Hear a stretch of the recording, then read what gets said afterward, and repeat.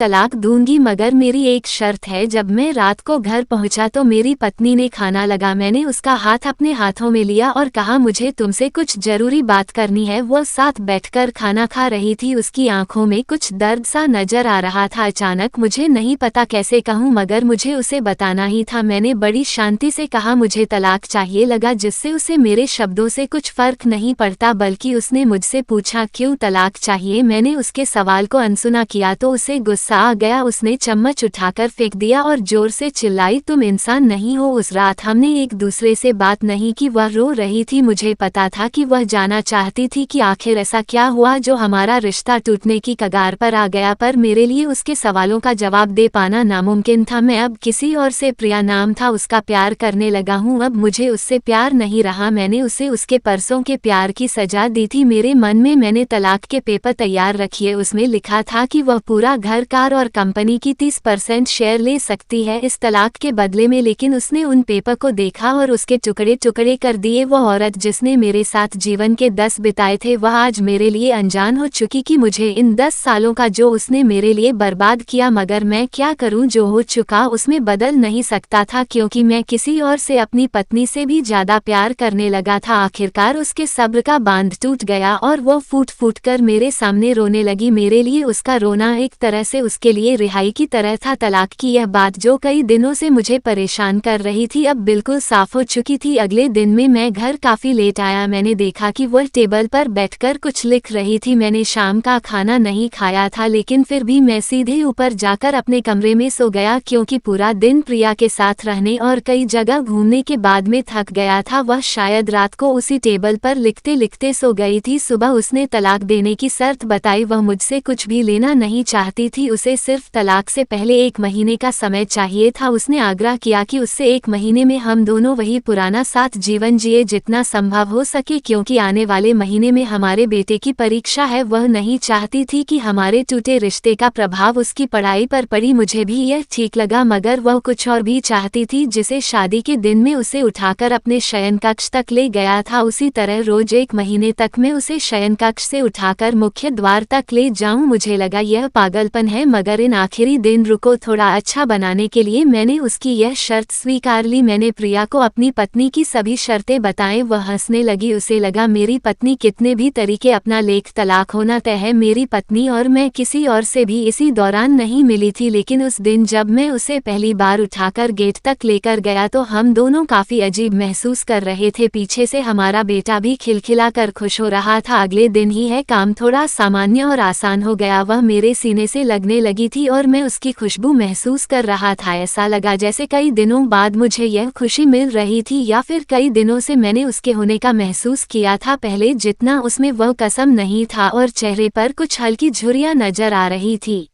और बाल भी सफेद होने लगे थे। ये वही औरत थी जिसने अपने जीवन के 10 साल मुझे समर्पित किए थे। चौथे दिन जब मैंने उसे उठाया तो वह पुराने रोमांस लौटने लगी थी। 5वें और 6ठे दिन वह पुराना प्यार फिर जागने लगा। मैंने प्रिया को इस बारे में कुछ नहीं बताया था। अब उसे उठाना और आसान हो गया था। शायद हर रोज यह सब करने काम में आदी हो गया था। एक दिन है अपनी पसंद की साड़ी निकाल रही थी लेकिन कुछ खास नहीं ढूंढ पाई। उसने सांस भरते हुए कहा कि उसने सारे कपड़े बड़े पड़ने लगे हैं। तब मुझे पता चला कि वो काफी दुबली हो गई है और इसलिए मैं उसे आसानी से उठा पा रहा तो मेरे दिल को एक झटका सा लगा। उसने अपने दिल में काफी सारा दर्द छुपा रखा था। पता नहीं कैसे मैं आगे बढ़ा और उसके सिर को छूकर देखा। अचानक हमारा बेटा आया और बोला कि पापा तो यह मम्मी उठाकर बाहर ले जाने का समय हो गया है उसके लिए, तो अपने पापा द्वारा मम्मा को इस तरह उठाकर ले जाती है। देखना जीवन का अभिन्न हिस्सा बन गया था। मेरी बीवी ने हमारे बच्चों को बुलाया और जोर से उसे गले लगा लिया। मैंने अपना चेहरा दूसरी तरफ कर लिया। मुझे लगा कहीं मैं अपना निर्णय बदल लो। मैंने अपनी पत्नी को रोज की तरह उठाया और बेडरूम सिटिंग रूम होते हुए हॉल तक लाया। उसने प्यार से अपने दोनों हाथ मेरी गर्दन के आसपास रखती है। मैंने उसे जोर से पकड़ रखा था, बिल्कुल हमारी सुहागरात की तरह, अगर उसका इतना कम वजन मुझे परेशान कर रहा था। महीने के आखिरी दिन जब मैंने उसे उठाया तो मेरे लिए एक कदम भी चल पाना मुश्किल हो रहा था। हमारे बेटा स्कूल जा चुका था। मैं अपनी कार से ऑफिस गया और कार से कूद कूदकर बाहर आ गया। बिना कार को लोग, यह मुझे डर था कि अब एक पल की भी देरी मेरा इरादा बदल देगी। मैं ऊपर गया, प्रिया ने दरवाजा खोला और मैंने उनसे कहा, सॉरी प्रिया, अब मैं अपनी पत्नी से तलाक नहीं लेना चाहता। उसने मुझसे दिखाओ मेरे सिर पर हाथ फेर कर कहा, तुम्हें बुखार तो नहीं है? मैंने उसका हाथ हटाया और कहा, सॉरी प्रिया, अब मुझे अपनी पत्नी से तलाक नहीं चाहिए। हमारी शादीशुदा जिंदगी शायद हम दोनों के ध्यान में देने की वजह से बोरिंग हो गई थी, लेकिन इसका मतलब यह कतई नहीं कि हम एक दूसरे से प्यार नहीं करते। अब मुझे एहसास हुआ है कि जिस दिन मैं उसे शादी करके अपने घर लाया था, उस दिन से जीवन की आखिरी दिन तक मुझे उसका साथ निभाना है। प्रिया के होश उड़ गए। उसने मुझे एक जोरदार चांटा जड़ दिया था मेरे मुंह पर। वह रोने लगी और दरवाजा अंदर से बंद कर लिया। मिस यू से नीचे उतरा और अपनी कार में बैठ गया। आगे एक फूल वाले की दुकान पर रुका और अपनी प्यारी पत्नी के लिए एक सुंदर सा गुलदस्ता लिया। दुकानदार ने मुझे पूछा कि इस पर क्या लिखना है। मैंने मुस्कुराकर कहा कि मैं उठाता रहूंगा। उस घर में घर आया, हाथों में गुलदस्ता लिए। मेरे चेहरे पर एक मुस्कान थी। मैं ऊपर अपने कमरे की तरफ भाग गया, लेकिन जब तक वह मुझे छोड़कर जा चुकी थी हमेशा के लिए, वह कई दिनों से चल रही थी, लेकिन इतना खोया हुआ था कि कभी ध्यान नहीं रहा। उसे पता था कि वह जल्दी ही मुझे छोड़कर जाने वाली है, इसलिए मुझे और मेरे बेटे के रिश्ते टूटने से बचाना चाहती थी। मैंने उनसे तलाक लेना चाहता था, लेकिन फिर भी उसने मुझे अपने बच्चे की नज़रों में एक प्यारा पति और पिता बना दिया था। जीवन की छोटी छोटी बातों में बहुत महत्व रखती है। बड़ी खुशियां सकते हैं, मगर अपनों के बिना इनकी कोई कीमत नहीं है। अगर यह कहानी पसंद आई हो तो लाइक शेयर करें। मेरे चैनल पर पहली बार आए हैं तो दोस्तों मेरे चैनल को सब्सक्राइब करना ना भूलें। धन्यवाद।